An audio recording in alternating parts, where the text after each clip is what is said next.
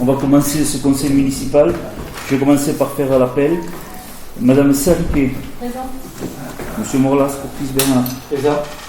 Madame Anti Isabelle. Présente. Monsieur Dupoy-Arnaud. Présent. Madame Poidomange Isabelle. Présente. Monsieur Minard François. Présent. Monsieur Prévost Philippe. Présent. Madame Anglo Christina. Présente. Alors Monsieur Depré-Morel Benoît, procuration à Bernard Morlas Courtis.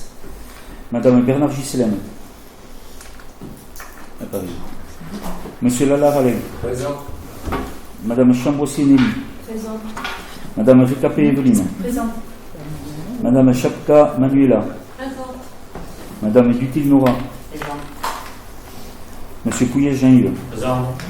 Monsieur Omnès Jean-Michel. Présent. Monsieur Arengos Nicolas. Présent.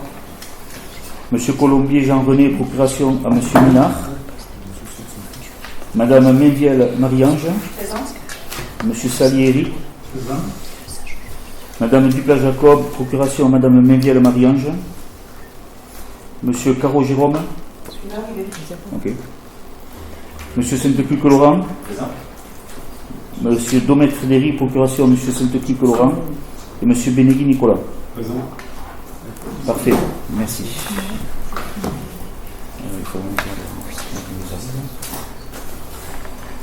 Désignation d'un ou d'une secrétaire de séance. Donc je vous propose Madame Karine Sariquet. Est-ce qu'il y a des abstentions? Qui est contre? Bien, merci.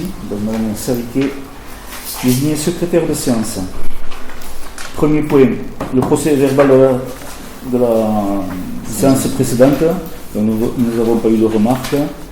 On va le passer au vote. Qui est contre? Qui s'abstient? Merci. Point numéro 1. Décision du maire. Madame Sariquet. Il y a 4 décisions aujourd'hui. La décision. Non, ça marche pas. Moi, je vais parler fort. La décision 2023-005 porte sur une demande de subvention auprès de l'État et du Conseil départemental du Pyrénées-Atlantiques. Elle concerne le marché de travaux pour la réhabilitation thermique de la salle Jean Monnet. La décision 2023-006 porte sur une demande de subvention auprès de l'Agence de l'eau Adour-Garonne, s'agissant d'un marché de travaux pour l'aménagement paysager du jardin public. La décision 2023-007 porte sur la demande de subvention auprès de l'État pour la rénovation, dans le cadre de la rénovation des parcs de luminaires d'éclairage public. Et enfin, la décision 2023-008 porte sur l'acquisition d'une sono de marque Ibiza. Vous avez tous eu des éléments à l'annexe.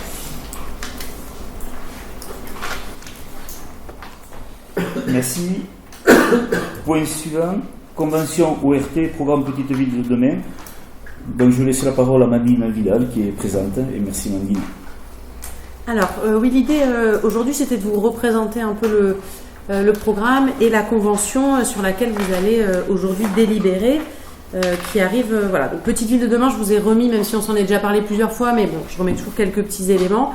Ça part de la volonté de l'État de donner au territoire la capacité de mettre en œuvre leur projet, donc le projet de territoire qu'on a travaillé pendant 2 ans, de simplifier l'accès aux aides. C'est, voilà, ce ne sont pas des aides supplémentaires, hein, on l'a déjà évoqué ensemble, mais c'est en tout cas une simplification de l'accès aux aides et de partager, de favoriser le partage de bonnes pratiques entre territoires Petite Ville de demain. Pour nous, donc l'adoption de la convention cadre Petite Ville de demain pour le Béarn des Gaves, ce sera une boîte à outils qu'on a organisée autour de 7 axes de travail, 13 orientations stratégiques et 30 intentions de projet ou actions vraiment opérationnelles. C'est la démarche, mais voilà, pendant 2 années, on a travaillé beaucoup sur à la fois la mise en œuvre de cette convention, mais en même temps la concrétisation d'actions, le suivi d'actions opérationnelles. On a travaillé sur des ateliers thématiques, il y a eu un certain nombre de thèmes qui ont été évoqués, comme l'habitat par exemple, voilà, des petites expertises aussi plus pointues sur les tiers-lieux ou la biodiversité qui ont pu intervenir également. Et c'est toutes ces études qui nous permettent d'arriver aujourd'hui au projet Petite Ville de demain et à la convention Petite Ville de demain. Pour Salis de Berne, vraiment, je vous ai mis, il y a deux parties. La première sur tout ce qui va être lié à l'habitat, au commerce, à l'économie, au tourisme et aux espaces et services publics. Donc on a plusieurs actions qui sont vraiment ressorties. Il y a donc sur l'habitat, la mise en œuvre de l'amélioration de l'habitat. On en a parlé lors d'un conseil municipal récent. Donc c'est notamment de se concentrer sur la rue Paul-Jean Toulet, la rue Élysée-Couster et l'îlot Eugas, donc en recrutant une personne pour travailler sur ces sujets. Sur la question des commerces et de l'économie, c'est de travailler sur les sujets de l'attractivité commerciale du centre, donc avec notamment l'aide de la manager de commerce qui travaille pour les 3 centres-bourgs, et d'accompagner évidemment le développement du projet de resort touristique thermal, avec des projets comme celui par exemple du réaménagement du jardin public. Sur ce qui est, on va dire, plutôt service public, donc d'essayer de vraiment travailler sur la conservation et le développement des relations de proximité, donc notamment un travail sur l'observatoire des commerces. Donc à la Salis, on a vraiment voulu commencer par ce sujet de l'observatoire, et puis un autre travail aussi à venir dans un second temps, autour de la place du Bignot, du développement qu'il y a autour de cette place, et de voir un peu comment on pourrait restructurer cet espace. Enfin, poursuivre les efforts d'équipement pour répondre aux besoins des habitants. Et ça passera notamment par une réflexion sur l'utilisation optimale des biens, tout simplement l'utilisation des biens publics, de se dire les associations, etc. Voilà, comment on utilise déjà nos biens et comment on optimise au mieux leur utilisation. Et enfin, également un projet de création d'une maison des jeunes. Sur les thématiques plutôt écologie, patrimoine, paysage, culture et mobilité, donc c'est pour Salis de Berne d'améliorer le cadre de vie par un développement durable, maîtrisé, avec évidemment le fait de conserver la forte identité patrimoniale de la ville. Sur la question de la culture, c'est de poursuivre la dynamique événementielle pour animer la commune durant toute l'année, avec cette volonté de réfléchir aussi à ce qui se passe toute l'année sur la commune. Et enfin, sur les sujets de la mobilité, donc vous avez été labellisé Ville à vélo, donc c'est aussi de pouvoir aujourd'hui avoir une réflexion vraiment globale sur les mobilités actives, le vélo, la marche à pied et le stationnement, pour essayer vraiment, à partir d'un plan guide, d'avoir un peu des éléments précis pour voir comment on peut améliorer ces sujets-là. Voilà pour la présentation pour Salis des différentes thématiques et des projets qui sont initiés. Ça nous donne aussi une représentation sur la carte où on va un peu plus voir les projets proposés sur la revitalisation des espaces publics, les rues qui ont été identifiées comme à conforter, à requalifier, et puis les sujets d'accessibilité, notamment au centre-bourg. Donc on voit les flèches vertes, c'est celles qui partent vers d'autres secteurs de Salis, vers le lotissement par exemple, le projet de lotissement au nord, ou vers le pôle sportif, et puis la voie verte. Donc c'est de se dire aussi comment on accède au centre-bourg, comment on circule. Et puis les différents projets, donc le jardin public notamment, le resort touristique thermal qui fait aussi partie des projets Petites Villes de demain, et puis les différents locaux, maisons des jeunes ou autres sur lesquels on va pouvoir se questionner. Et enfin la centralité autour de la place du Bignot qui apparaît avec un rond violet. Je vous ai mis aussi quelques éléments chiffrés parce que c'est vrai qu'on entend toujours parler de Petite Ville de demain, qu'est-ce que ça apporte. Alors la ministre nous a fait un beau compte-rendu de... L'objectif c'est 3 milliards d'euros jusqu'en 2026 et aujourd'hui l'État considère avoir engagé 888 millions d'euros. Donc 111 millions sur l'ingénierie, des études et le financement des chefs de projet et 77 millions sur les projets. Et en fait vous allez retrouver des financements que vous demandiez déjà avant d'être Petite Ville de demain, la DECIL, la DETR, le fonds Friche, l'ANA sur l'habitat et la DRAC. Donc en fait, finalement, l'idée c'est, l'État met en valeur des financements auxquels toutes les communes peuvent postuler et considère que le fait d'être Petite Ville de demain, ça vous met un peu en haut de la pile, ou en tout cas ça fait que sur ces financements-là, vous avez le label qui aide à les obtenir. Et je vous ai mis en parallèle pour nous, donc à la fois les communes et la communauté de communes en 2022, puisque là on ne peut pas encore faire le bilan pour l'année 2023. En ingénierie, on a dépensé 60 000 euros et on a eu en subvention 143 000 euros, donc plutôt sur des études et le financement de mon poste et du poste de manager de commerce. Et sur les projets, on a dépensé 1 75 000 euros et on a eu en subvention en retour 2,54 millions d'euros. Donc pour que vous voyez quand même évidemment ce sont des financements qui ne sont pas propres à Petite Ville de demain, mais ça vous donne une idée un peu de de ce que ça donne concrètement. Et enfin, pour qu'on voit les perspectives, puisque vous pourriez me dire, bon bah voilà, le projet est fait, c'est bon. Donc en 2021-2022, on a travaillé sur la formalisation de ce projet. En parallèle, on a lancé des actions matures. Et aujourd'hui, on va rentrer dans la phase de mise en œuvre du plan d'action jusqu'en 2026, puisque le programme Petite Ville de demain nous engage jusqu'en 2026 et la convention, elle, va durer 5 ans. Donc voilà, on va dire qu'aujourd'hui, l'annonce c'est 2026 puisque c'était un mandat électoral, le projet. Mais en réalité, on se doute qu'il y aura des prolongements puisqu'ils nous ont fait signer une convention pour 5 ans. Et si on la signe aujourd'hui, on voit bien que ça va aller au-delà de 2026. Et pour vous donner une idée concrète du plan de charge pour cette année, pour sa liste de Béarn, il y a la mise en place de cette politique habitat avec le recrutement d'une personne, il y a l'observatoire sur les commerces dont j'ai déjà parlé, l'étude sur les tiers-lieux qui est en cours, donc les travaux de réaménagement du jardin public. Il y a aussi tout un travail plutôt à l'échelle intercommunale, mais qui va aussi avoir des répercussions à sa liste de Béarn, c'est la mise en œuvre d'un transport à la demande pour les habitants du Béarn des Gaves et la réalisation d'un schéma directeur cyclable. Ensuite, tout le travail donc, sur le plan guide mobilité qui sera vraiment spécifique à sa liste de Béarn et un temps d'ingénierie. Donc ça, en fait, temps d'ingénierie, ça veut dire temps de travail en interne sur l'optimisation de l'utilisation de vos biens publics et un travail aussi sur la thématique patrimoniale et culturelle. Voilà, pour que vous vous rendiez compte de ce qui va se passer aussi cette année concrètement. Voilà pour ma présentation que j'ai fait assez synthétique et rapide puisque j'enchaîne les conseils municipaux ce soir. Vous n'êtes pas les seuls. Mais vous êtes les premiers. Voilà. Et du coup, n'hésitez pas si vous avez des questions, vous voulez que je revienne sur certains points. Madame Miguel. Oui. Merci pour cette présentation de cette convention. Est-ce que cette convention et ceux des diagnostics vont être portés à la connaissance des habitants? Oui, en fait, c'est public. Non, c'est la convention, elle va être rendue publique. Oui, avec le diagnostic porté sur les villes. Tout, oui, tout. Bon. Ouais. Et est-ce que les habitants, comme le savent bien, pourraient participer à l'amélioration de leur petite ville de par exemple sous forme d'une boîte à idées citoyennes ou avec des ateliers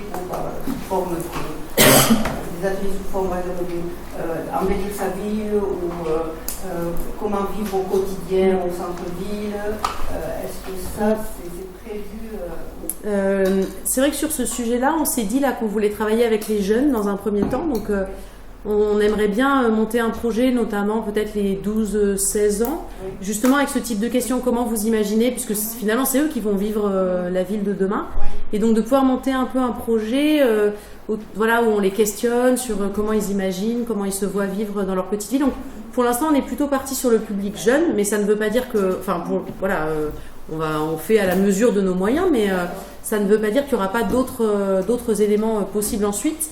Et c'est vrai que la dimension participative, j'en ai pas parlé, mais elle fait partie pleinement du programme. Et l'idée, c'est évidemment de pouvoir aussi, en fonction des projets, l'inclure. Par exemple, sur le plan sur la mobilité, ça c'est un sujet qui est une attente forte d'avoir des ateliers de concertation pour pouvoir évidemment, si on travaille sur la circulation, le stationnement et la mobilité des Salysiens, de le faire avec les habitants. Voilà, pour donner un exemple plus concret. Merci. Monsieur Benigni, pardon.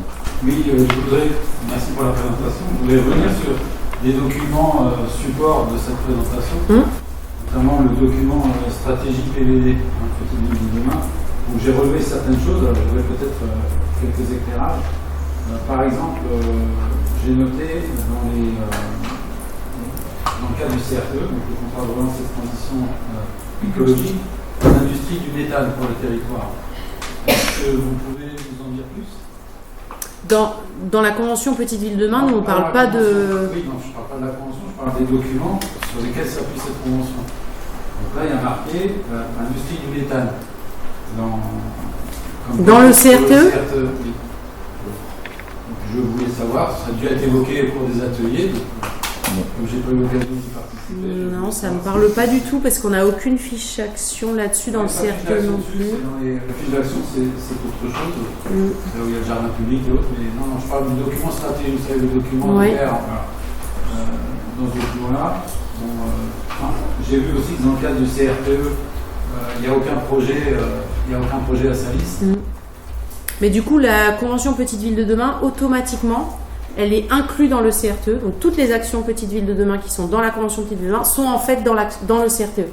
En fait, c'est un mécanisme, c'est écrit au tout début justement de la convention. Il y a un article spécifique là-dessus. On explique bien que de fait, on est automatiquement dans le CRTE en fait. Voilà, mais bon, CRTE, si vous voulez, la transition écologique notamment. Mais la méthanisation, je suis désolée, ça ne me parle pas du tout. Je pourrais faire des recherches, mais je ne vois pas du tout. C'est page 33 du document. Mais du coup, en fait, sur la commission RTE. Petite Ville de demain, appui à la conception du projet global de revitalisation. Page 33. Ok. Oui, ça c'est un document de diagnostic en fait qui est annexé. Sur lequel les gens sont appuyés pour envisager justement les axes et les enjeux. Mais ça n'a pas été retenu du coup puisque on n'en reparle plus aujourd'hui. D'accord, donc merci, ça nous rassure. Également, donc, je vois dans le thème de la transition écologique, il y a l'eau qui est soulignée en bas. Donc c'est dans quel cadre? Parce que là on n'en parle pas. Alors il y a plusieurs sujets. Évidemment, quand on parle par exemple d'habitat, on parle de la prise en compte du risque inondation. Quand on parle, il y a l'eau au sens risque qui est évidemment intégré, et notamment le cas spécifique pour Salis de Béarn. Et il y a l'eau aussi dans tout ce qui va être analyse biodiversité, paysage. Et on a eu une expertise sur ces sujets-là, et donc il y a annexé à la convention des fiches spécifiques biodiversité, paysage, dans lesquelles évidemment, le sujet de l'eau est présent dans les 3 petites villes de demain, mais plutôt l'eau au sens nature, environnement et paysage. Moi, je voulais souligner moi, j'avais rien noté sur la transition écologique. Quand vous regardez la diapositive AFOM, vous savez, l'analyse AFOM sur spécifiquement la ville de Salis, pas celle qui est reprise ici, mais l'autre qui est dans ce document, parce que là, vous combinez un peu les deux. Elle est là. Ouais, voilà. Donc l'autre, elle est vraiment sur les 4 cases. Donc on voit bien qu'en termes de menaces et d'opportunités, il n'y a pas grand-chose qui est fait. Il y a beaucoup de constats de faiblesse. Les forces, c'est des choses sur lesquelles on s'appuie. On croit beaucoup sur le projet France Terre. On s'appuie beaucoup sur le projet France Terre. S'il n'y a pas le projet France Terre, ou si le projet France Terre n'est pas à la hauteur des ambitions, on va faire face à des difficultés. C'est ce que je constate. Donc j'ai souligné également qu'il y a tout un axe des citoyens en capacité d'agir. Donc ça rejoint un peu la question de Mme Lavielle. Bon là vous répondez en nous parlant de jeunes, mais il n'y a aucun projet et il n'y a aucun enjeu. Et c'est marqué clairement, les élus n'ont rien proposé, c'est marqué clairement pour la ville de Salis, alors que les villes de Sauveterre et les villes de Navarrax ont proposé quelque chose. Donc pour moi, c'est symptomatique, c'est un révélateur de la façon dont on gère cette municipalité. C'est à la page 99, si vous voulez regarder. Ah oui, mais si, on évoque le conseil municipal des jeunes à Salis, page 99. Alors pas de ce document-là, mais du document qui est celui pour lequel on est en train de délibérer ce soir. On évoque sur l'implication citoyenne, de s'appuyer sur les différents outils et instances qui existent. Et pour Salis de Béarn, notamment, on a cité le conseil municipal des jeunes qui est en place.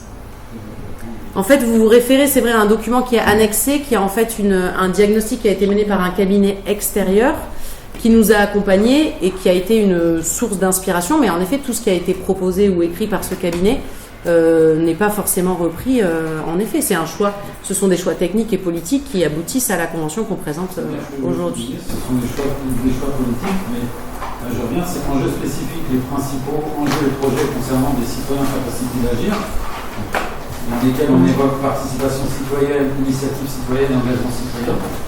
Les grands enjeux, ceux exprimés par les élus lors de notre rendez-vous, non abordés. Donc, pour moi, tout est dit. Oui, ça peut être lié à une question de temps aussi. Bien sûr, non, mais c'est quelque chose qui n'est jamais abordé. Il y a des projets de petites villes de demain qui ne sont pas encore établis là, dans lesquels il y aura une participation des habitants, notamment pour ce qui est Ville Vélo. Je vais passer la parole à Karine Sarki qui va vous répondre. Sur la slide qu'Amandine Vidal a montré sur la thématique du plan ville mobilité, le point central, ça va être effectivement la concertation citoyenne. Mais ça, c'est effectivement dans la présentation. Donc là, vous avez 3 mots qui ont été Oui. Ouais, après, bon, quand on parle des habitants mobiles connectés et un accès à la culture, on voit que les enjeux et les projets sont déclinés autour du stationnement et des parkings. Moi, je vois rien sur la culture, et même là, dans la présentation d'aujourd'hui, j'ai rien vu dans le domaine de la culture. Vous avez parlé de paysager, d'aménagement paysager pour l'environnement. Pour moi, c'est pas un axe. Voilà. Des réflexions. Madame Aguirre. J'ai oublié quelque chose. Les orientations communales. Le troisième point. La création d'une nouvelle polarité de la communauté de maison de jeu. C'est plus large, oui. Ah, c'est plus large. Oui, il y a une fiche action spécifique sur cette nouvelle polarité. L'idée, c'est vraiment de questionner. On se rend compte qu'il y a un développement commercial aussi autour de ce secteur et de se dire, voilà, qu'est-ce que ça représente? Est-ce que ce sont plutôt des commerces de proximité par rapport à la dynamique commerciale du centre-ville? Donc, c'est de se questionner sur ce qui s'y passe aujourd'hui. C'est aussi un espace où il y a des potentiels fonciers qui vont peut-être ou pas se libérer dans l'avenir. Et du coup, d'anticiper ces différents sujets pour avoir une vision d'aménagement et d'urbanisme global sur toute la place. Ouais. Il y a aussi le projet, par ailleurs, qui évoquait de maison des jeunes, mais là, c'est vraiment plus global. Ouais. L'idée, c'est de se dire quelle polarité s'exprime ici à proximité immédiate du centre-bourg. La revitalisation de ce lieu, par exemple. Ouais. Ça en fait partie. Si je reviens sur les fiches actions, la fiche action 6.1.3, non-guide mobilité et valorisation des espaces publics. Donc pour le coup, c'est un peu ardu à comprendre. Si vous pouvez me le traduire en français. 6.1.3 Oui. Non-guide mobilité et valorisation des espaces publics. Ah oui, c'est la fiche. C'est justement le sujet dont on parlait pour Salis de Berne, c'est de réfléchir à la question des mobilités. Donc on parlait vélo, marche à pied active, de réfléchir à la question de la circulation des voitures. Quelle est la place de la voiture aujourd'hui dans le centre-bourg en termes de stationnement et de circulation, et où vont les piétons, les vélos, et quelles propositions d'aménagement concrètes on peut avoir à Salis avec derrière un programme même pluriannuel de travaux pour vraiment pouvoir passer à l'action sur ces sujets, dans l'objectif, je le disais tout à l'heure, notamment de mettre en œuvre le label Ville à vélo. Donc on est bien sur le fait de promouvoir ces mobilités actives et de valoriser, on dit aussi valorisation des espaces publics parce qu'on pense à la question de la qualité patrimoniale des espaces publics aujourd'hui, peut-être en termes de mobilier urbain, d'avoir des éléments pour un peu harmoniser le mobilier urbain présent et plutôt dans une image de comment on peut rendre plus qualitatifs les espaces de Salis, les espaces publics de Salis. Oui, c'était plus dans la description quand vous dites, il est dit, élaboration du plan de référence comprenant des zooms sur les secteurs prioritaires d'intervention. Si vous voulez, moi ça ne me parle pas. C'est ce que je vous dis, d'avoir des propositions d'aménagement concrètes pour pouvoir ensuite mener des travaux, ou je sais pas, moi ça peut être une piste cyclable, ça peut être, je ne peux pas vous le dire tant qu'on n'a pas encore justement mené les ateliers de concertation avec les habitants et mener la démarche, mais on ne peut pas trouver les solutions avant de recommencer, mais l'idée c'est ça, c'est d'avoir ce qu'on appelle zoom sur des secteurs prioritaires, c'est de se dire tiens, cette rue là, il y a vraiment une problématique. On se rend compte que pour les piétons c'est dangereux, il faut qu'on fasse quelque chose pour cette rue là. Le zoom sur le secteur prioritaire, ce sera quelle proposition d'aménagement dans cette rue pour améliorer le cheminement piéton, par exemple. Merci, là je comprends. Il y a d'autres phrases comme ça qui, pour moi, sont après, je vois que je suis seul à ne pas les avoir comprises.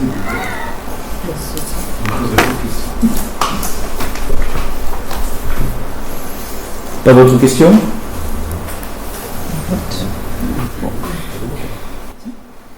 Donc, on va passer au vote pour que je puisse aller signer la convention. Oui, voilà. Par exemple. Le 7 juillet. Le 7 juillet à la adresse. Qui est contre? Qui s'abstient? Une abstention. Monsieur Moras. Merci. Merci Amandine. Merci. Nous vous Merci lâchons. beaucoup. Vous allez où à Sauveterre là? À Sauveterre, oui. Ils auront voté en premier et puis j'y vais après. Merci. Merci. Et ben, je vous souhaite un bon conseil. Ouais, merci. À bientôt. Au revoir. Pensez à moi ce soir. Point numéro 3, élection sénatoriale, désignation des délégués et des suppléants. Le 24 septembre 2023 auront lieu les élections sénatoriales. Le conseil municipal doit élire les 15 délégués et 5 suppléants. La répartition du nombre de délégués et de suppléants par liste présentée a été calculée suivant le système de la représentation proportionnelle. C'est pour ça que vous avez reçu une liste, la liste par rapport à ces calculs-là. Il n'y a pas eu de demande de modification. Donc moi je vous invite à passer, on va passer au vote, mais d'abord on va constituer le bureau. Il faut que le bureau soit constitué des 2 plus âgés et des 2 plus jeunes. Alors,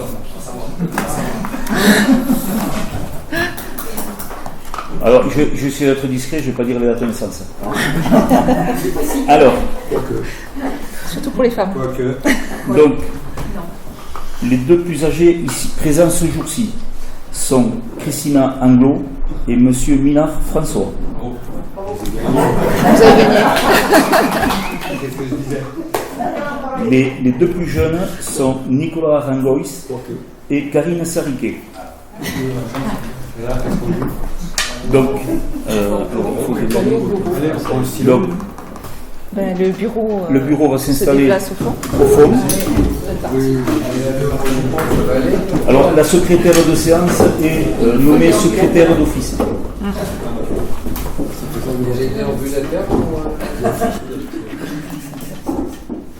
Donc après, ça se déroule comme un scrutin et dans les bulletins de vote.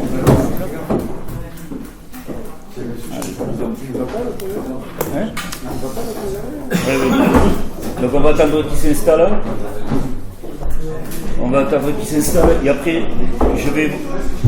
S'il vous plaît.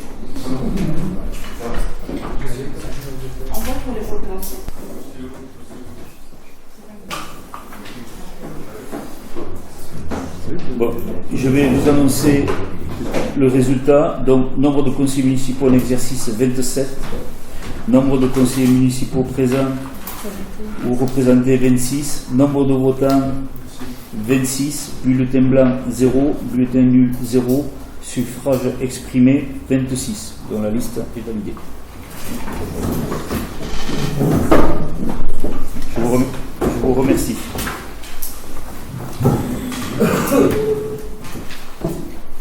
Donc, Madame Boiret prépare le procès verbal que je dois signer et que je dois amener à la gendarmerie avant 21h30. Voilà. Point suivant. Désignation d'un référent déontologue des élus locaux. Madame Poyomange. Merci, Monsieur le maire. La loi dite 3DS du 21 février 2022 et un de ses décrets d'application parus au journal officiel du 7 décembre 2022 prévoit que chaque élu local devra être en mesure, à compter du 1er juin 2023, de pouvoir consulter un référent déontologue chargé de lui apporter tout conseil utile au respect des principes déontologiques consacrés par la charte de l'élu local inscrite depuis 2015 à l'article L111-1-1 du Code général des collectivités territoriales. Dépourvu de pouvoir de sanction, le référent déontologue accompagne tout élu local afin de le prémunir contre les risques juridiques et en particulier les risques de poursuites pénales liés par exemple aux situations de conflit d'intérêts dans lesquelles l'élu peut se retrouver dans le cadre de l'exercice de son mandat. Il appartient donc à chaque collectivité de désigner ce référent déontologue. Une réflexion partagée a été engagée par le CDG 64 et l'Association des maires et présidents de communautés présidents de communautés des Pyrénées-Atlantiques en vue de mutualiser cette fonction sur un ressort départemental. Il propose aux collectivités de désigner Madame Annie Fitte Duval, maître de conférence en droit public à l'Université de Pau et des Pays de la Dour, qui a accepté de devenir référente déontologue pour les élus. Monsieur le maire propose d'accepter cette désignation. Une note de l'Association des maires de France est jointe en annexe. Avez-vous des questions? Monsieur Salier. Oui, monsieur le maire. Il est marqué, donc j'ai lu la note l'Association des maires de France, il est marqué que les collectivités ont jusqu'au 1er juin 2023 pour désigner un référent déontologue. C'est pas ça, on est Oui, tout à fait. Mais ça a été, au niveau de l'association des maires, ça a été vu ensemble avec, parce qu'il y avait des conseils municipaux tels que le nôtre, on n'avait pas fixé de conseil municipal avant le 1er juin. Donc d'une façon ou d'une autre, cette personne exerçait déjà, a déjà travaillé avec des élus sur des dossiers antérieurs avant ce vote. Donc il n'y a pas de problème. Même avec vous, même sur la commune de Salis-des-Verts, sur non. le dossier de... Non, pas sur Salis, il n'y a pas eu besoin de... Voilà. Et autre chose, on a un service juridique à Salis, avec une personne qui est en charge du juridique, normalement. Non? Oui, mais c'est surtout juridique. Là, c'est plus appuyé sur la déontologie. Voilà. C'est surtout ça, pour vous protéger de toute éventuellement erreur ou autre chose de malversation. Bon, il y a toutes les choses. Mais bon, c'est surtout pour la protection. Autrement, au niveau juridique, nous avons tout. Dès qu'on a un contrat, on étudie au niveau juridique. Ça, c'est pas du tout pareil. Là, on est sur la déontologie de l'élu. Et je vois que ce service, quand même, est un service qui n'est pas gratuit. Vous avez des services gratuits, vous? Ah, mais oui, je pose la question. Voilà. C'est payant. D'une façon ou d'une autre, c'est payant. Voilà. Je trouve que ça fait un cumul par rapport à notre service. C'est pas du tout la même chose. C'est pas du tout la même chose. Mais là, monsieur Salier, le service juridique de la mairie, c'est pour étudier les contrats, les dossiers, les ceci, les cela. Ce n'est pas sur une faute éventuelle ou un besoin d'un élu. L'élu, on a tous une assurance. Moi, personnellement, j'ai une assurance spécifique pour me protéger, pour m'aider s'il y a des soucis ou si on m'attaque. À partir de là, il est prévu obligatoirement maintenant d'avoir un responsable de déontologie. Il est nommé, on a travaillé avec l'association des maires, parce que chaque commune ne connaît pas les personnes, quoi que ce soit. Donc, vu que cette personne déjà travaillait avec l'association des maires, avec des maires de secteur palois notamment, on s'est mis en contact avec elle et elle a validé cette proposition. Voilà, tout simplement. C'est de la déontologie, pas autre chose. Nous pouvons passer au vote. Oui. Oui. Ben oui. Et vous allez voir un avocat, bonjour maître, c'est 300 balles, d'entrée. Avant de dire bonjour. Voilà. Non. Donc c'est pour ça. Nous pouvons passer au vote. Donc qui est contre? Qui s'abstient? Merci. Merci. Point suivant, règlement intérieur du conseil municipal, monsieur Morlas. Monsieur le maire informe que suite aux nouvelles règles de publicité d'entrée en vigueur et de conservation des actes des collectivités, depuis le 1er juillet 2022, il convient d'apporter des modifications, précisions, au règlement intérieur du conseil municipal. Donc, vous avez tous reçu le règlement intérieur du conseil municipal et vous remarquez que tout ce qui a été rajouté en rouge fait partie des éléments qu'il faut ou préciser ou rajouter aux délibérations qui avaient déjà été apportées à ce fameux conseil municipal. Alors, est-ce que vous voulez qu'on fasse article par article et je vous lis les précisions qui sont apportées? Non, on pose des questions. Est-ce que vous avez des questions particulières justement sur un article ou un autre? Monsieur Benigui. Oui, il me semble qu'il y a des rajouts, on se demande pourquoi il faut les préciser. Par exemple, les réunions peuvent se tenir en semaine, les samedis, dimanches et jours fériés, en journée ou en soirée. Alors, on s'est rapproché du service juridique de la PGL qui nous a spécifié de rajouter certaines choses par rapport à notre règlement du conseil municipal pour ne pas laisser une ouverture à quoi que ce soit. Donc, ça veut dire, toutes ces choses-là, c'est eux qui nous ont conseillé de les mettre et c'était validé. Et c'est ce qui se fait aussi un petit peu dans pas mal de conseils municipaux maintenant. Voilà. C'est la PGL. Et idem pour les téléphones portables publics. Non. Le public, il n'est pas informé du règlement intérieur. Non. Donc là, les téléphones portables devront être mis en silencieux. Et normalement, par respect, tous les téléphones doivent. Voilà. Mais c'est des choses qui ne figuraient pas. C'est avec l'évolution. Donc, parce que dans certains conseils municipaux, il y a eu des téléphones qui ont sonné. La preuve, on en a eu ici aussi. Donc, c'est des choses qu'il fallait spécifier, tout simplement. Donc, c'est pour ça que maintenant, tous les élus et le public doivent mettre son portable en silencieux. En mode avion, pourquoi pas. Un dernier point, ça concerne l'article 23, bulletin d'information générale. Article 23, attendez, je dis ça. Chapitre 5, disposition diverses, bulletin d'information générale. Général. Est-ce que c'est bien, on parle du service 5, là, c'est bien ça? Ou pas? Parce que je vois que l'article sera communiqué au choix par courriel à la DGS ou par dépôt auprès de la DGS, mais aujourd'hui on envoie à Mme Sarité. Ouais. C'est pas en rouge. Enfin, je veux dire, ça n'a pas été changé, ça. Non. On ne l'a jamais fait. Non. On a envoyé vous l'avez l'habitude à la communication, donc il faut, après ça repasse par la DGS d'une façon ou d'une autre. Si on suit bêtement le règlement. Ouais, le règlement, c'est au lieu d'envoyer directement à la communication, Karine Sarriquet vous demande de communiquer, donc vous lui faites par politesse une réponse. Alors qu'en théorie, la réponse devrait arriver à Madame la DGS. Non, mais c'est par rapport au règlement. Non, mais je précise, c'est qu'effectivement, aujourd'hui, ils me sont directement envoyés. Oui, tout à fait. C'est ce que veut dire M. Bénégui. Oui, c'est ça. Et donc, en haut de la page 12, là, il y a rajouté en rouge un espace équivalent aurait réservé sur le site internet de la commune. Oui. C'est-à-dire, on ne publie rien sur le site de la commune. Mais donc, normalement, vous pouvez demander à ce que vous mettez dans le SALISMAC à le communiquer sur le site de la commune. Voilà, c'est quelque chose qui a été rajouté. Donc c'est fait systématiquement, il faut systématiquement le demander. Non.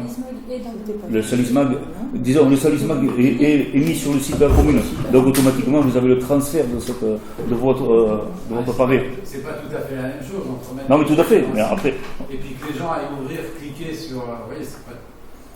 Donc, vous ferez une demande en demandant de le déposer comme c'est prévu par l'article. À la DGS et elle peut. Voilà. Madame la DGS et elle peut donc. Tout à fait. Réserver un espace sur le site. L'espace de ce que vous avez mis sur le SALISMAC.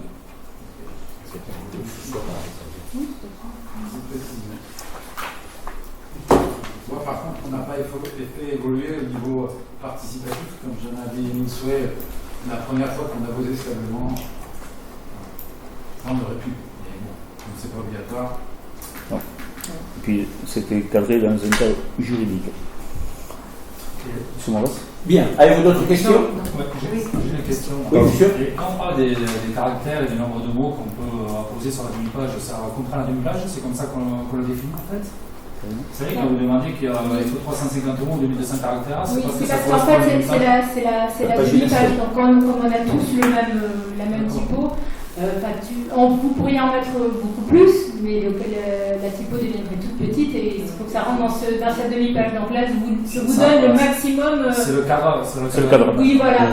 C'est le cadre légal. Mais si vous voulez y mettre un dessin, par exemple, il n'y a pas de souci aussi. Enfin, voilà, c'est pour à titre d'information pour vous, si vous voulez pas que ça soit trop petit ou si vous voulez mettre moins de texte, il n'y a pas de souci non plus.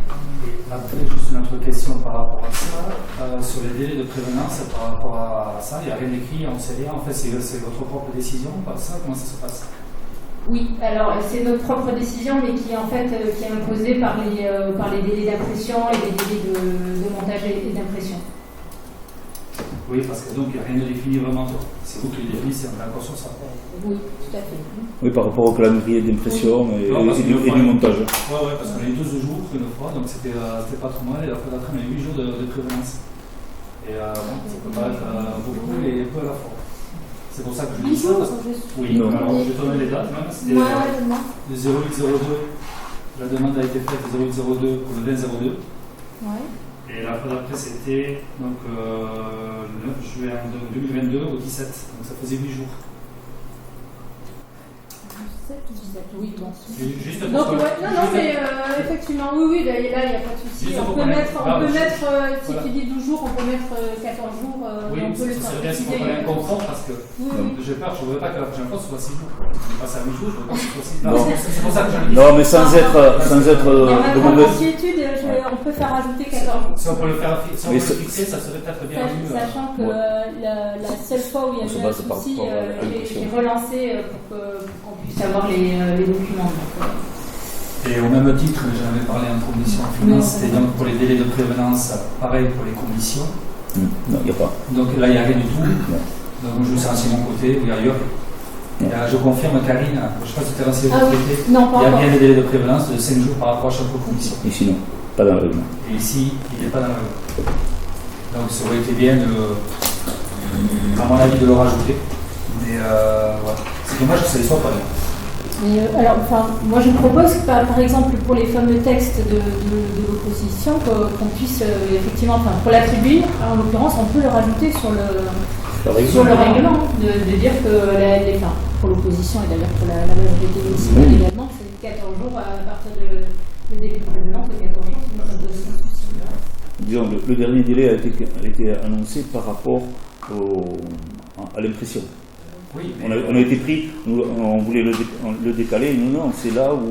Oui, non, mais là pour le coup, je veux bien qu'on le rajoute le 14 jours. On essaiera de dire... Vous voulez qu'on le rajoute dans le règlement que l'on est en train de lire?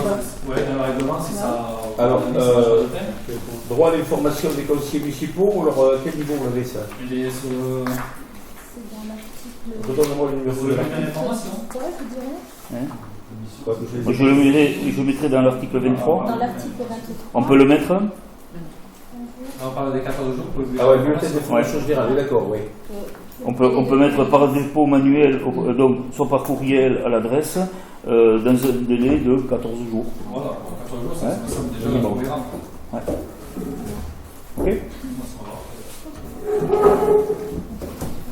Et pour la commission, j'insiste, mais je pense que c'est pas la peine.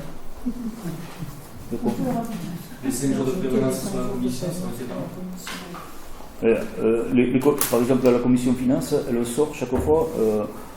Moi, donc, précédemment, j'avais la commission finance le jour même du conseil municipal. Ouais.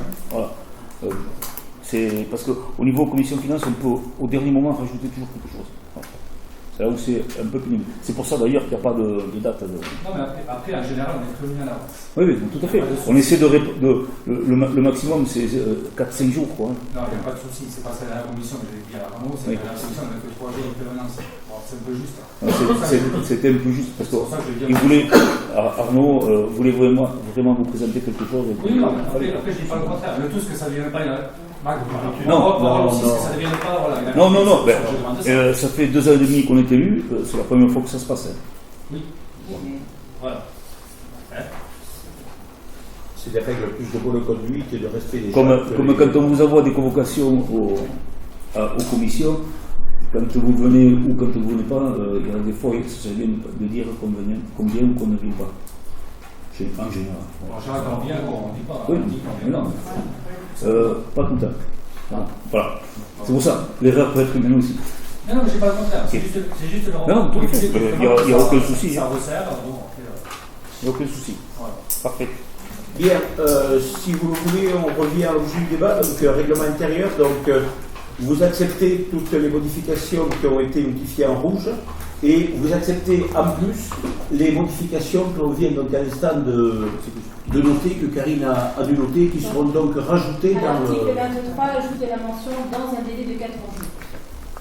Tout le monde est d'accord? Alors, je vous propose donc de passer au vote. Qui est contre? Qui s'abstient? Je vous remercie. Merci. Point suivant, attribution marché voirie 2023-2026. Monsieur Ducoyer. Merci, Monsieur le maire. Monsieur le maire informe le conseil municipal qu'une consultation a été lancée le 10 mars 2023 pour la mise en place d'un accord cadre à bon de commande de travaux de voirie pour un montant annuel de 200 000 € hors taxe sur la période 2023-2026. La date de remise des offres était fixée au 7 avril 2023. La commune a reçu 3 offres. RBD, Colas et Lafitte Frères. Les 3 offres ont été analysées selon les modalités définies dans le règlement de consultation qui précisait que le prix des prestations comptait pour 60 points et la valeur technique pour 40 points. Je précise que l'analyse des offres a été faite par les services techniques de la mairie. Ce rapport d'analyse des offres a fait l'objet donc d'une présentation à la commission de travaux, justement à cette commission de travaux de vendredi dernier. Donc on a présenté le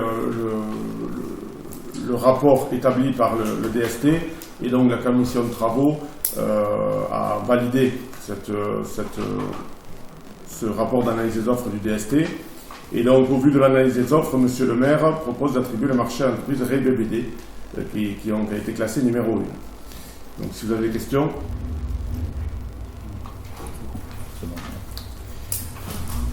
Mais je propose de passer au vote. Qui est contre? Qui s'abstient? Merci.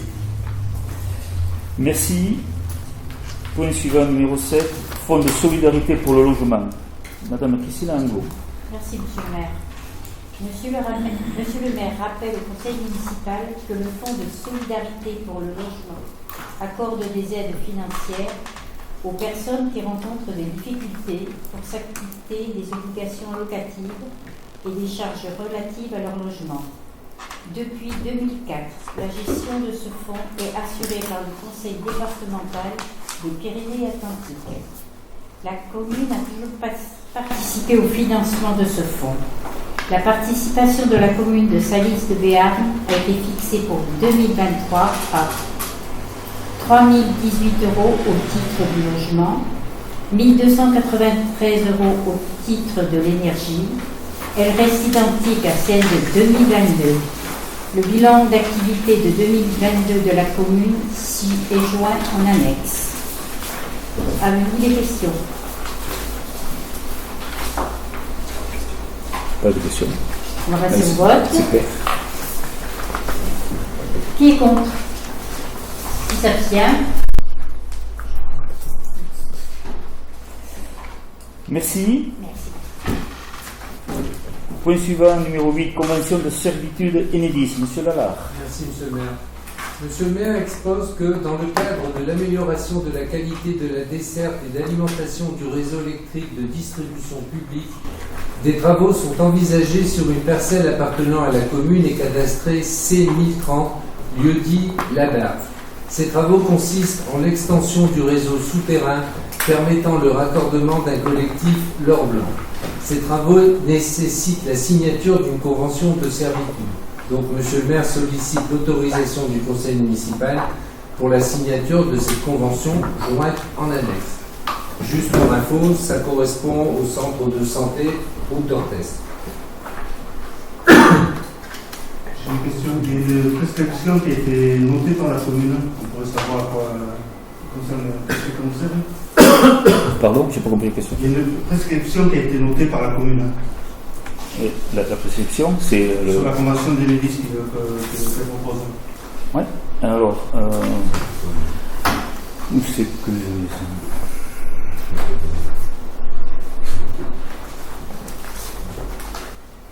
c'est au niveau de la traversée du. Oui, de CP. Ouais. C'est fait par en dessous normalement. Les travaux sont exécutés.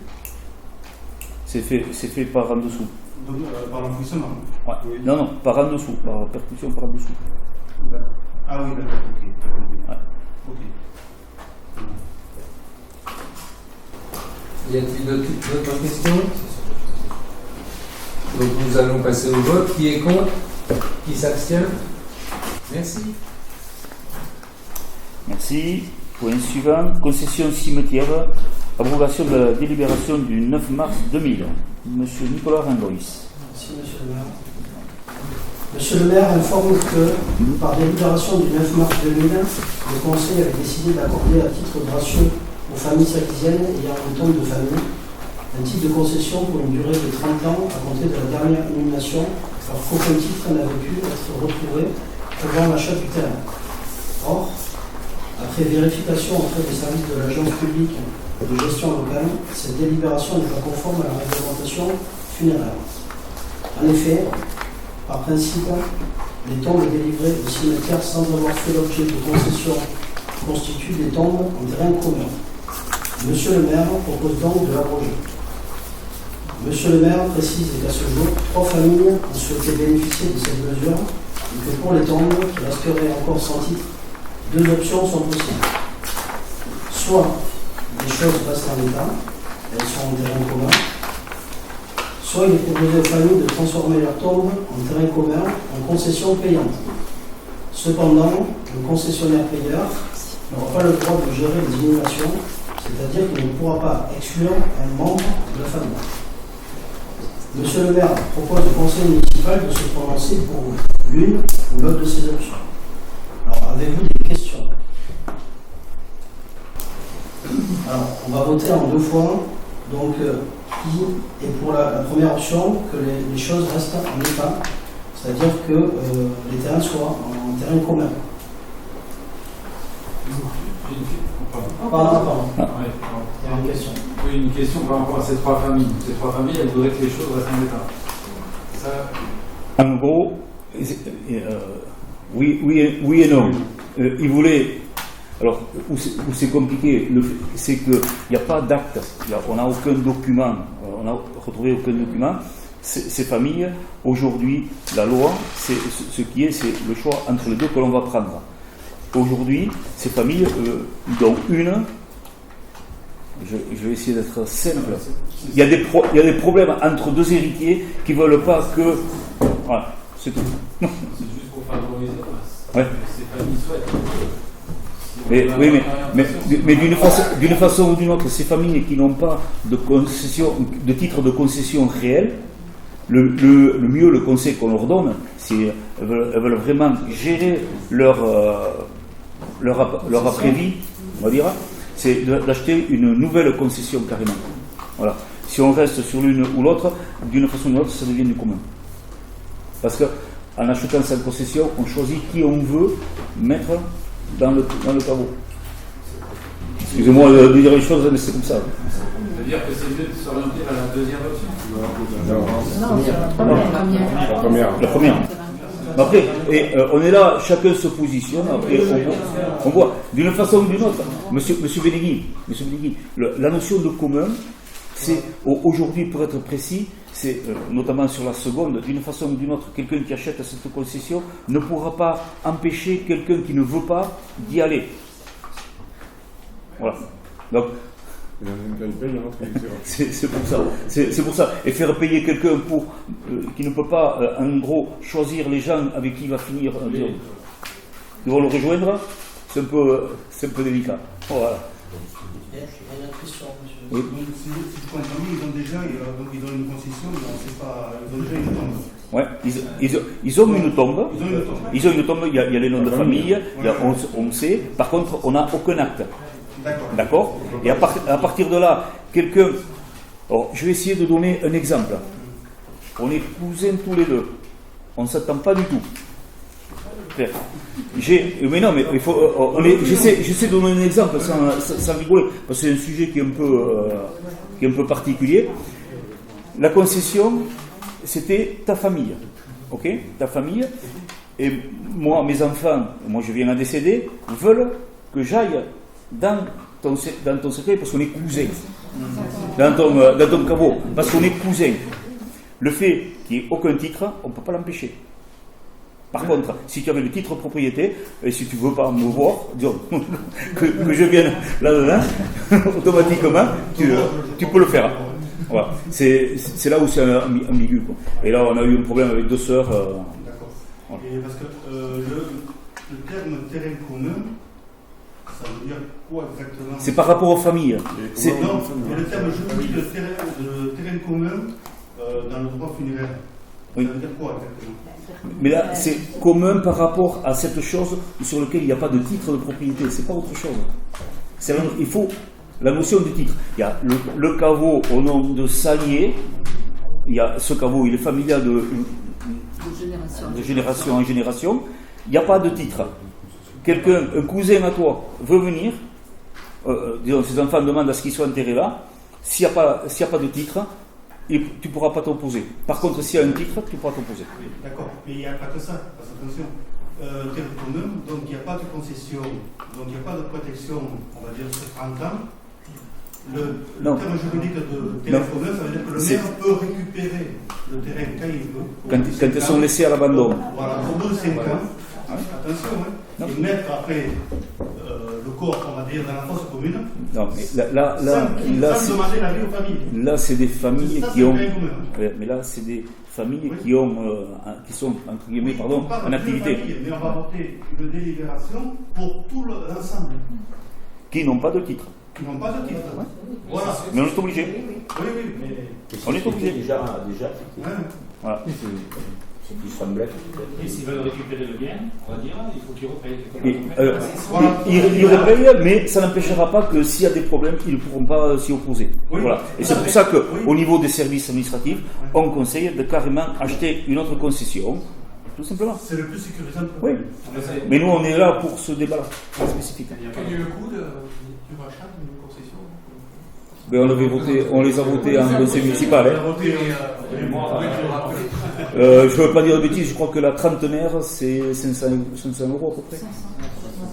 Je ne veux pas dire de bêtises, oui, 580. Voilà. Et on l'a voté en conseil municipal.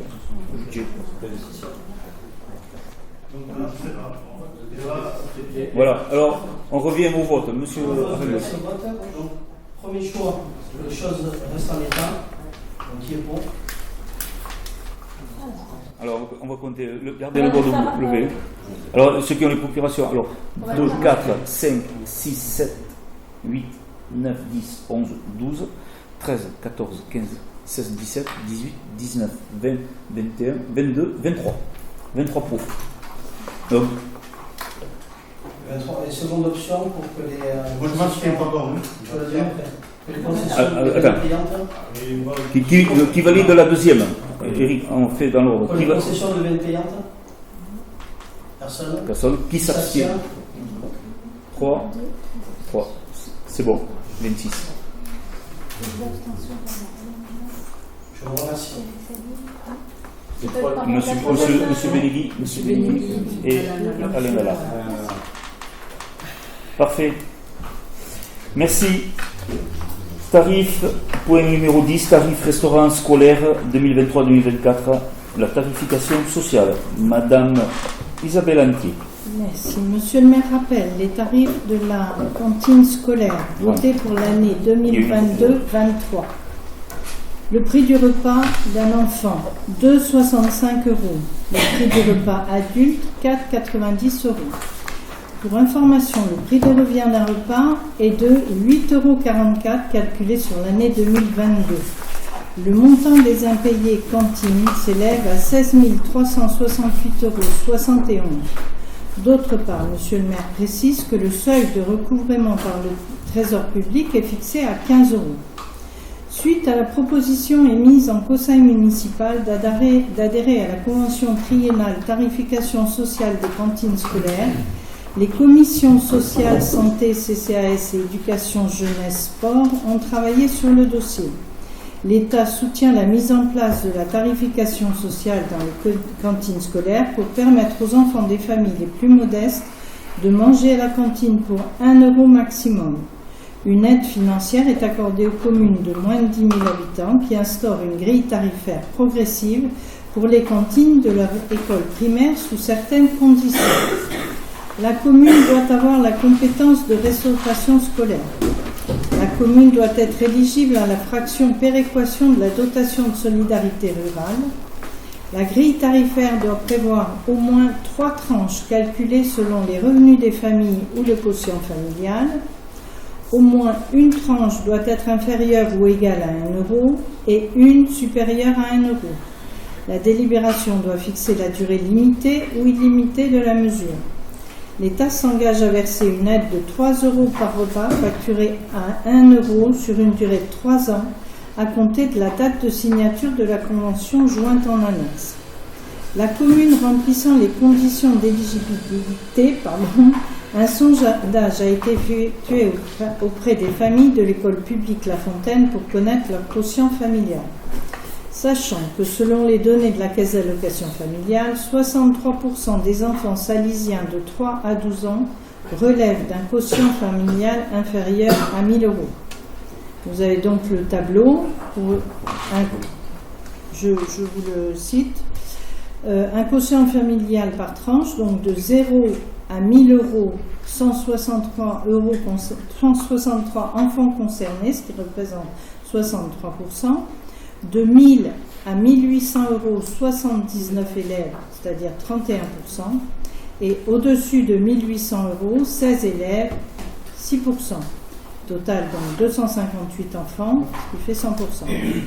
La commune compte environ 110 enfants en moyenne qui prennent un repas par jour. 53 familles ont répondu au sondage, dont les résultats sont les suivants.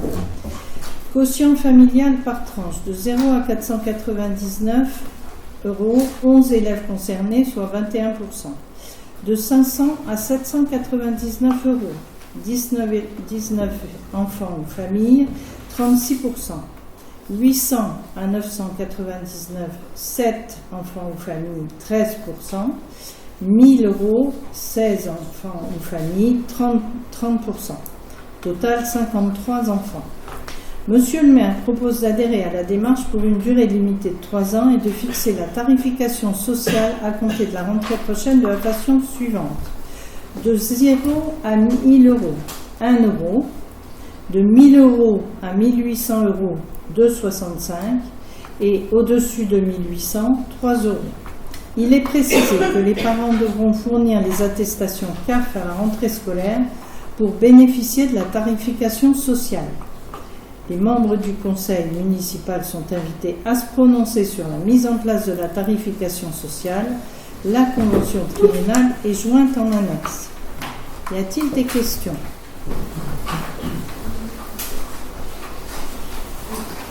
Oui, Madame le montant des aides payées cantines s'élève à 16 378,71, c'est depuis 2020 Non, c'est sur les 5 dernières années. Les 5 dernières années Ouais. Il y en a qu'on va pouvoir recouvrer parce que c'est des oublis sur le 2 derniers mois, des choses comme ça. Donc on connaît les familles, donc on va pouvoir en recouvrer, et d'autres, malheureusement, qu'on passera en perte de profit, comme on le fait chaque année. Ouais. Alors, moi, je voulais juste amener une petite précision. Ce coût de cantine à 1 euro, je tenais quand même à remercier M. Benigni, puisque c'est lui qui en a parlé lors d'un conseil municipal. Vous voyez, on n'oublie pas tout quand même. Ça va permettre à 69 enfants d'avoir le ticket repas à 1 euro, 34 enfants qui vont garder à 2,65 puisqu'on n'augmente pas le prix de la cantine, et il y a 7 enfants qui paieront 3 euros. Les parents de 7 enfants paieront que 3 euros. Voilà, donc dans la majorité, on fait un grand geste grâce à cette cantine à 1 euro pour les personnes en situation financière un peu difficile. Voilà. Et je souhaite qu'on apporte juste une petite phrase complémentaire. À défaut, parce que il est précisé que les parents devront fournir des attestations CAF, et on nous a conseillé de rajouter qu'à défaut de présentation des attestations CAF, il sera appliqué le tarif de 3 euros par enfant, par repas. Voilà. Ça, il faut le préciser. Tout le monde est d'accord avec ça ? Monsieur Saint-Éclair. Oui, je trouve que c'est une action vraiment profitable pour l'ensemble, parce que je l'ai partagé en commission de finances. Une très belle action, très bien menée. Et je trouve que voilà, on est en accord sur ce sujet-là. De toute façon, pour être en désaccord sur ce sujet-là, c'est compliqué. Mais je trouve que que la majorité de ces enfants puissent en bénéficier, c'est déjà beaucoup, surtout dans la conjoncture actuelle. Et c'est le bienvenu. Donc merci à l'État aussi, on va dire, parce que c'est l'État qui porte cette action, qui complète, si j'ai bien compris, qui complète la différence à hauteur de 3 euros. Oui, jusqu'à 3 euros. Donc je trouve qu'il faut savoir le dire aussi qu'il y a une bonne action qui se met en place. Voilà. C'est parfait. Donc, c'est bon. Madame Antier.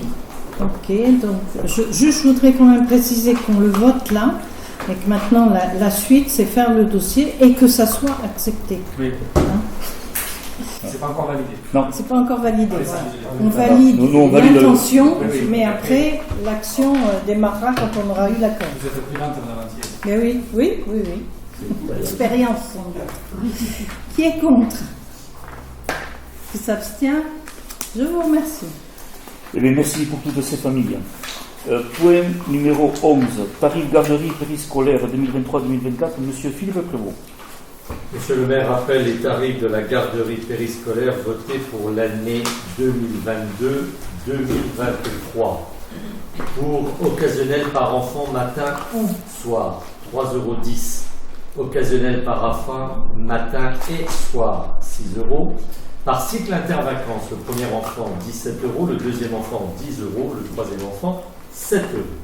Monsieur le maire sollicite l'avis du conseil municipal pour fixer les tarifs de la garderie scolaire pour l'année 2023-2024 selon les variations suivantes. La variation va de 0% à 2%.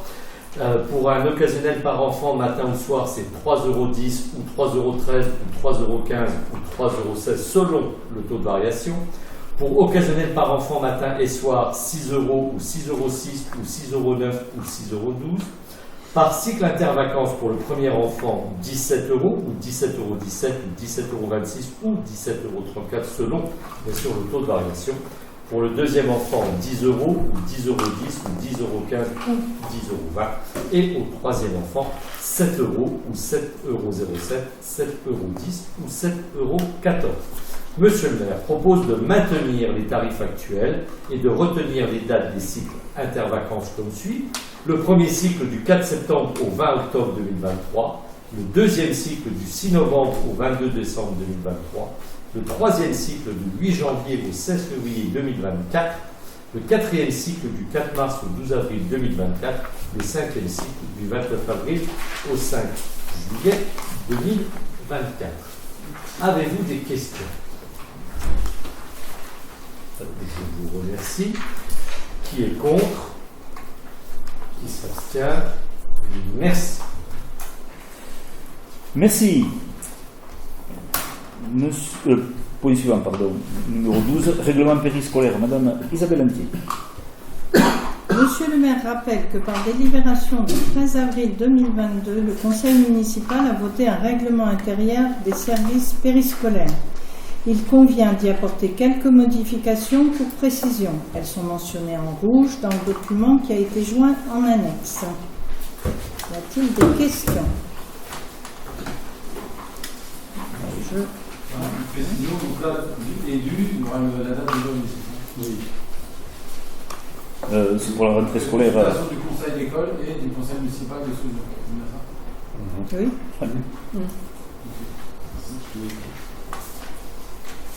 Pas d'autres questions? Qui est contre? Qui s'abstient? Je vous remercie. Merci. Point numéro 13, décision modificative numéro 1 concernant la commune, Madame Evelyne Ricapé. Afin d'ajuster les crédits budgétaires, Monsieur le maire propose au conseil municipal d'adopter la décision modificative suivante concernant la gestion du fonctionnement. Chapitre 2188-193-414, autres immobilisation corporelle, dépenses, plus 48 €. Chapitre 2313-325-520, construction, moins 48 €. Chapitre 2031, frais d'études, 18 100 €. Chapitre 2151-102-822, réseau de voirie, plus 3600 €.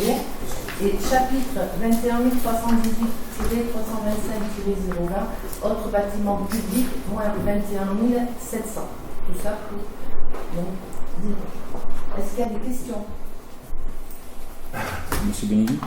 Juste les frais d'études qui correspondent à. C'est pourquoi? C'est concernant l'étude du lotissement de Coulomb, l'avance pour l'espère.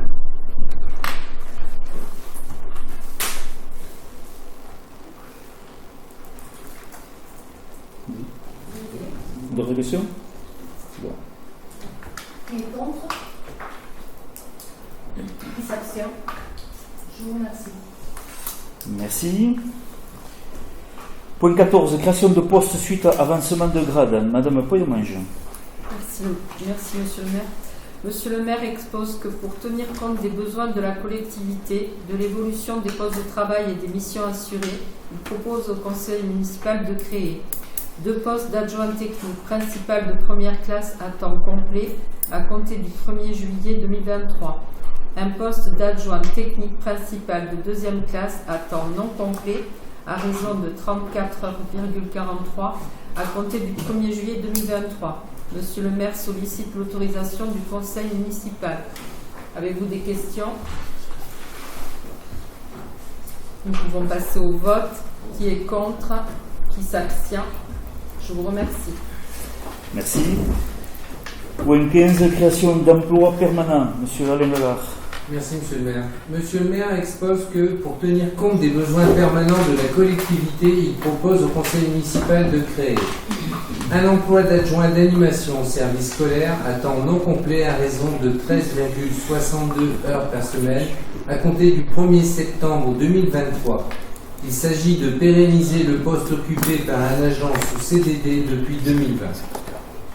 Ensuite, un emploi d'adjoint technique, service scolaire cuisine, à temps non complet à raison de 17,4 heures semaine à compter du 1er septembre 2023. Il s'agit de pérenniser le poste occupé par un agent sous CDD depuis 2021. Et enfin, un emploi d'adjoint technique entretien locaux à temps non complet à raison de 21 heures semaine à compter du 1er septembre 2023.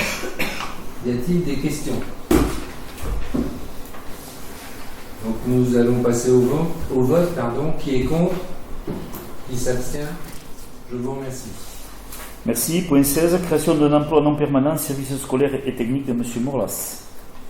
Merci, Monsieur le maire. Monsieur le maire expose que pour tenir compte des besoins de la collectivité, de l'évolution des postes de travail et des missions assurées, il propose au conseil municipal de créer un emploi d'adjoint technique, service propreté urbaine, un accroissement temporaire d'activité à temps complet à compter du 1er juillet 2023 pour une durée maximale de 18 mois, rémunéré sur la base du premier échelon, catégorie C1, indice brut 367, indice majoré 340, et un emploi d'adjoint d'animation, service scolaire, pour assurer la surveillance sur les temps périscolaires et l'entretien des locaux au centre technique municipal à raison de 11 heures semaine à compter du 1er septembre 2023. Avez-vous des questions? Monsieur Benegui. Juste pourquoi ces emplois ne seraient pas permanents? Il y a une personne pour 18 mois. Alors, 18 mois, c'est actuellement, il y a une personne qui est en arrêt de travail depuis plus de... je ne vais pas vous dire la durée, qui peut maintenir tous ses acquis jusqu'à encore 18 mois. Les services techniques sont fortement pénalisés parce qu'il manque quand même une personne à ce service-là. Donc nous avons décidé de prendre quelqu'un sur un CDD de 18 mois, tout simplement, pour faire face à ce manque de personnel. Et ensuite, dans 18 mois, on verra la situation de la personne en arrêt et de la personne qu'on a pris en CDD.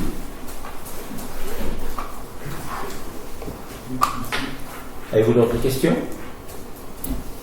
On passe au vote. Qui est contre? Qui s'abstient? Je vous remercie. Merci. Point 17. Mise à disposition des moyens municipaux dans le cadre des élections sénatoriales 2023. Monsieur Pouillès. Merci, Monsieur le maire. Monsieur le maire, on rappelle que d'une manière générale, les communes ne peuvent mettre des moyens humains ou matériels à la disposition des candidats dans le cadre de leur campagne électorale. Cependant, le juge administratif, la mise à disposition d'une salle constitue l'une des rares exceptions à cette interdiction sous condition. Les communes peuvent mettre valablement une salle à disposition des candidats à condition de respecter strictement un principe d'égalité de traitement entre chacun. Côté tarification, l'égalité de traitement entre les candidats implique que la mise à disposition s'effectue selon les mêmes conditions financières pour chaque demandeur. Les conditions de demande de mise à disposition doivent obéir à une seule et même procédure, quel que soit le demandeur. Il n'est pas nécessaire d'estimer le coût de la mise à disposition pour le candidat et de le réintégrer dans son compte de campagne si la mise à disposition est gratuite. Dès lors, Monsieur le maire propose de mettre gratuitement à disposition des candidats l'ensemble des salles communales, de mettre gratuitement à disposition le régisseur de la salle Jean Monnet lors de son utilisation par les candidats, que la demande soit adressée en mairie à la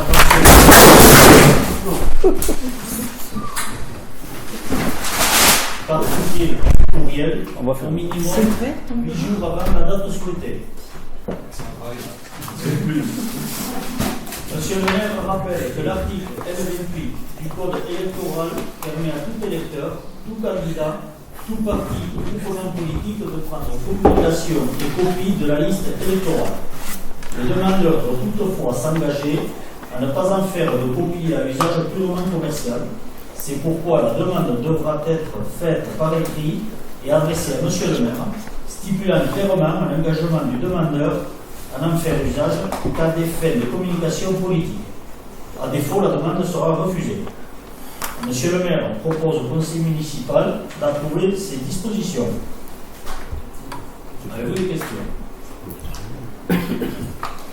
C'est ce qui se passe à chaque élection. Il arrive des charges de nouveautés. Qui est contre? Un contre. Qui s'abstient? Je vous remercie. Merci. Point numéro 18, rapport annuel du délégataire exercice 2021 de la SAS Casino. Madame Karine Sariquet. Conformément à l'article L. 1411-3 du Code général des collectivités territoriales, les délégataires, la SAS Casino de Salis de Berne produit chaque année à la commune un rapport comportant notamment les comptes retraçant la totalité des opérations afférentes à l'exécution de la délégation du service public et une analyse de la qualité du service. Ce rapport est présenté au conseil municipal qui entre en acte. Le rapport est joint en annexe et consultable en mairie. Simplement dire que le rapport que l'on a reçu porte sur la période de novembre 2020 à octobre 2021. On a observé un chiffre d'affaires d'environ 1 600 000 euros. Que les activités produits jeux et activités annexes sont en moyenne en recul par rapport à l'année précédente de 43%. Et en fait, c'est dû, il n'y a pas eu d'explication autre que le fait que l'établissement a été fermé 6 mois et demi dans l'année, puisqu'on était en période de Covid et post-Covid. Donc en fait, il n'y a pas eu d'analyse particulière qui a pu s'opérer de comparaison pertinente, on va dire. Dernier élément qui a été porté à ma connaissance, c'est que le rapport 2022 a été reçu aujourd'hui en mairie, donc on le traitera dès le prochain rapport.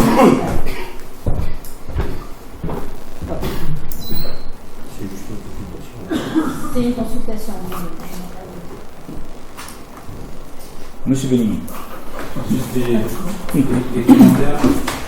Donc, vous savez qu'il est toujours précisé que la SAS Casino doit mettre à disposition 15 jours par an gratuitement une salle au profit de la commune pour une manifestation qu'elle organise ou fait organiser.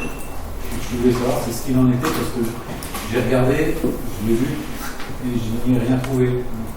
Donc, vous y intervenez toutes les 3 semaines en l'occurrence, monsieur Benigni. Par exemple, les pots d'accueil se font au casino actuellement. Oui, mais c'est organisé par la municipalité. C'est au profit de la municipalité et de l'ensemble du monde. C'est pour la quel organisme? Attendez, quel organisme? C'est pour la municipalité. Parce que ce qu'on peut noter dans les manifestations qui ont été organisées, elles sont clairement reportées.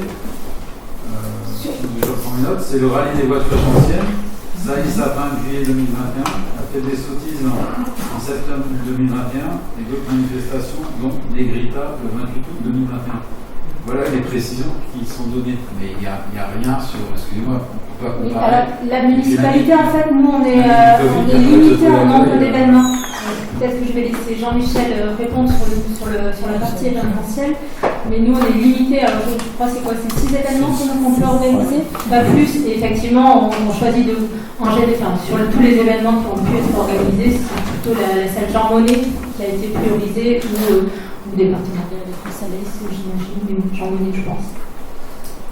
Oui, je veux quand même. Ça marche? Oui. Apporter une précision, elle a été utilisée par le comité des fêtes à cause de la clim de la salle Jean Monnet. Donc, à titre de la commune, le comité des fêtes a pu utiliser la salle. Pour la salle magie. Pour la magie? Oui, pour la magie, pour le festival de magie. Ça c'était en 2022. Oui, l'année dernière. Et le rapport 2021. Oui, mais enfin. En 2021 avec le Covid, c'est pas évident.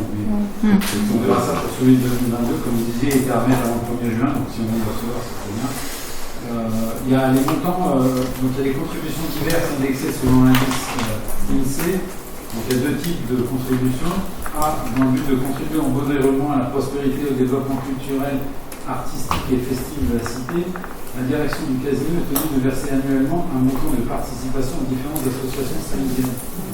Donc est-ce qu'on peut savoir en 2021? Donc je rappelle pour 2020-2021, donc l'établissement fermé, le résultat net comptable à moins quasiment 700 000 euros. Et donc ont été versés sur cette période-là 1 415 euros, 200 euros pour le vélo club et 1 415 euros pour la section paloise qui, je vous le conseille, n'est pas salésienne. Voilà. Mais n'avons pas les mêmes nouvelles. Également les animations, les dépenses réalisées pour des animations directement portées par le casino se sont élevées à peu près à 19 000 euros sur cette période. Et donc en mécénat agriculture, on a 2054 euros. Après, dans les dépenses de mécénat pour réduire les impôts, ils mettent 1654. Vous savez à quoi ça correspond, ces 2054 euros? Non, mais je peux poser la question. Il y a une phrase, page 77, en 2021, le casino a loué 2100, je pense que ce sont des euros, dans le cadre du cahier des charges. Alors ça, je ne sais pas ce que ça veut dire. Redites-moi quelle page? 77. Page 77, sous le tableau où il y a la section paloise et le vélo club salésien, il y a marqué en 2021. Ah oui, 2021, oui, on n'a pas les éléments, c'est 2021 ou 2022? Donc, non, on n'a pas les éléments. Et donc les comptes rendus trimestriels, je pense qu'on les a pas non plus. Non. Donc normalement on devrait avoir des comptes rendus trimestriels et on devrait avoir des éléments comme les derniers congrès, c'est de 2015, avec des indications sur la fréquentation du casino pour chacune des activités. Ça, je pense que c'est intéressant pour se tenir des jeux, restauration, banquet, séminaire, hôtellerie. Donc ça, ce serait bien d'avoir demandé aussi ces informations à l'actualité. Au niveau, de façon trimestrielle. Hein. Oui, c'est contractuellement, ils s'engagent à les donner.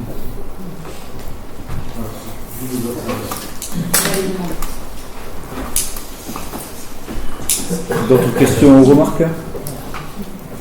Pardon, une dernière, c'est que quand même pour l'allocation des antennes qu'ils mettent sur les antennes, vous savez, 5G, ils touchent 994 euros.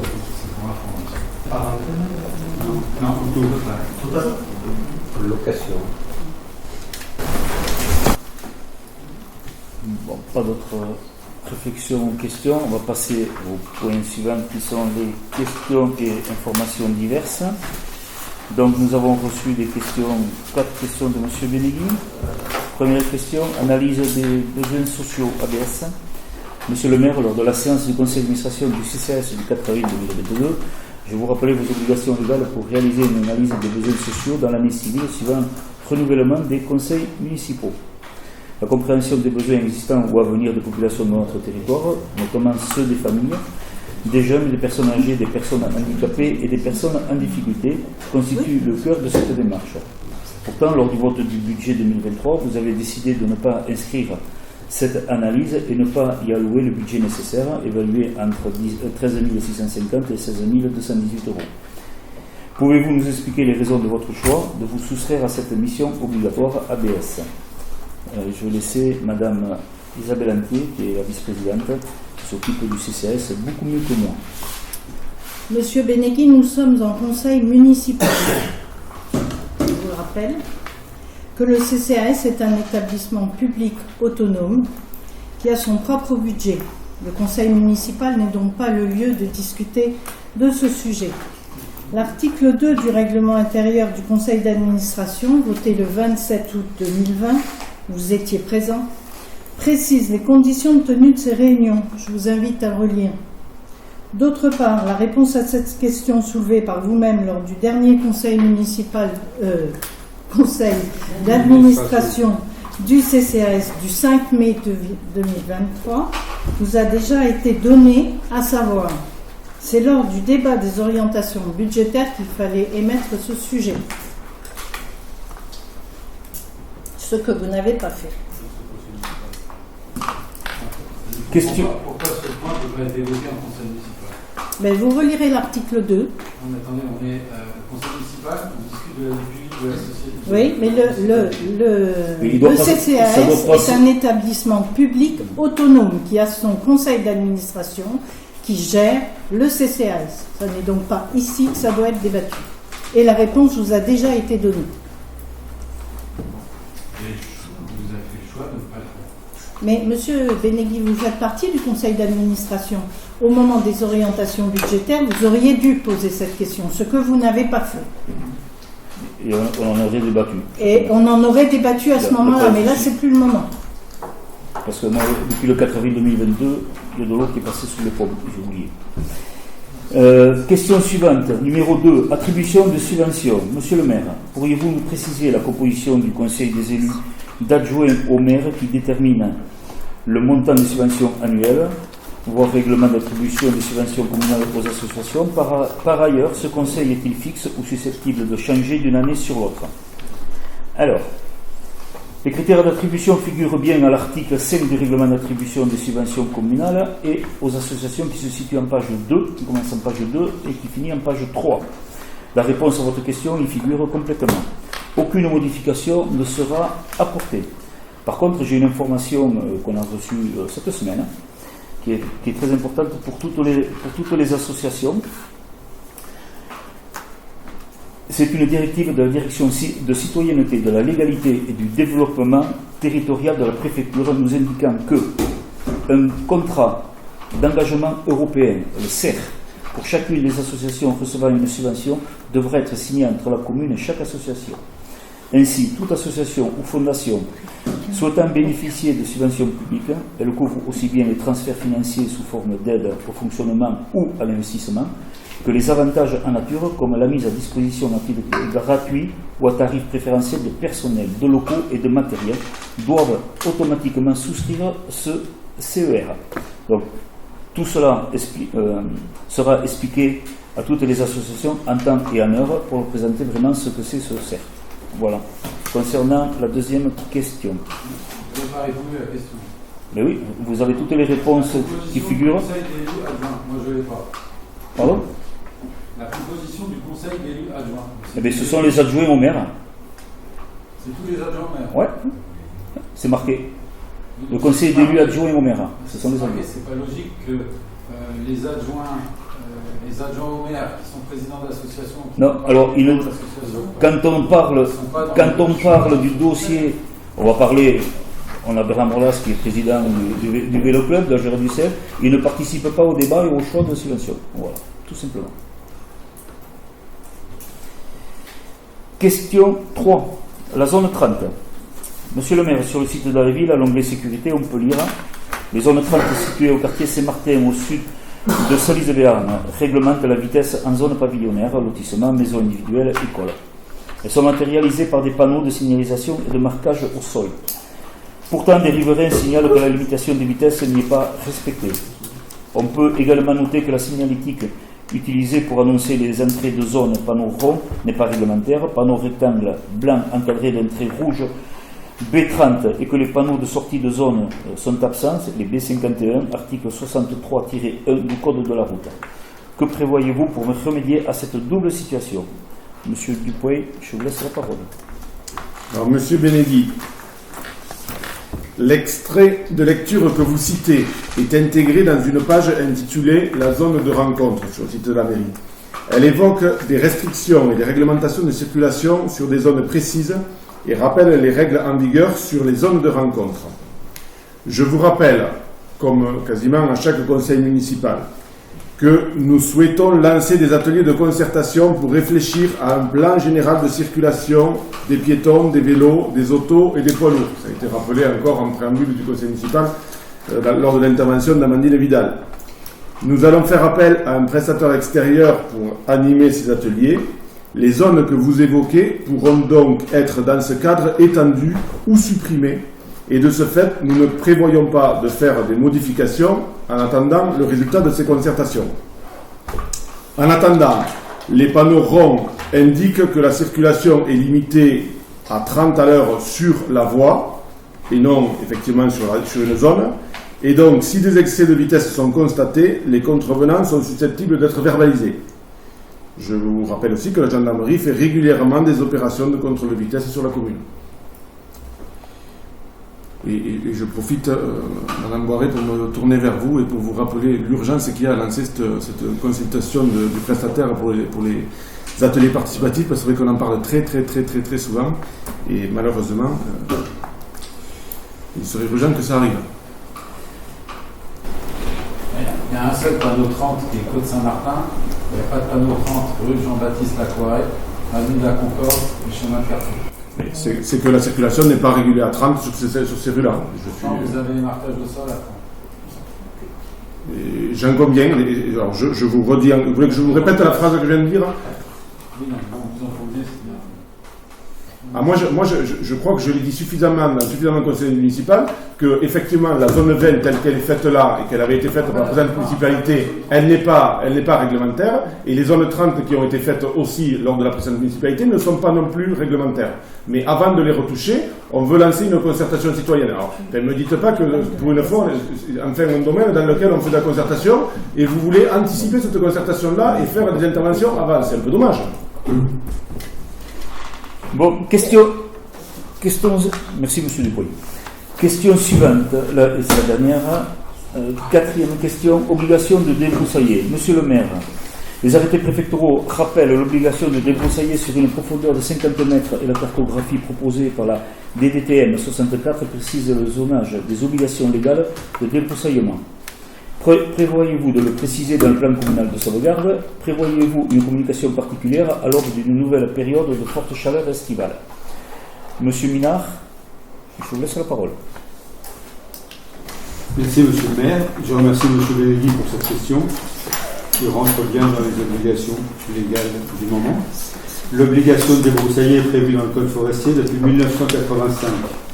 En l'état actuel, 32 départements ont cette obligation légale de faire procéder au débroussaillage, dont notre département.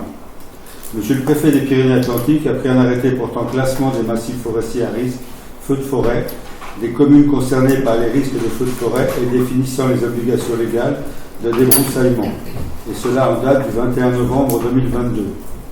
La commune de Salis de Béarn est classée dans cet arrêté à risque de feux de forêt. Sont concernés par ces décisions tous les espaces d'une surface d'au moins 0,5 hectares en nature de bois, landes, maquis, garrigues, plantations ou reboisement, ainsi que les surfaces de 4 hectares de même type. Ces dispositions s'appliquent dans les zones situées à moins de 200 mètres de ces terrains. En son article 3 du arrêté, il est prévu le débroussaillement et le maintien en état débroussaillé sont obligatoires aux abords des constructions, chantiers, travaux et installations de toute nature sur un rayon de 50 mètres autour de ces biens, ainsi qu'aux voies privées y donnant accès sur une profondeur de 2,50 mètres de part et d'autre de ce cheminement. Les dits travaux sont à la charge du propriétaire. Le débroussaillement vise à diminuer l'intensité et à limiter la propagation des incendies par la réduction des combustibles végétaux en garantissant une rupture de la continuité du couvert végétal, en procédant à l'élagage des sujets maintenus et à l'élimination des rémanents de coups. En son article L.